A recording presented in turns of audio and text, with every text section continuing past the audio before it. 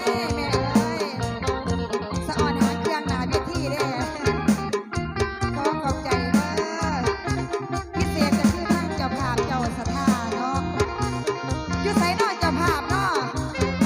อายกมือเนี่ยเจ้าภาพเนาะขอบใจหลายๆเด้ออยู่ดีมีแรงคิดกันให้ได้เงินคิดทองให้ได้ทองโอ้ยอย่าอายเอ้ย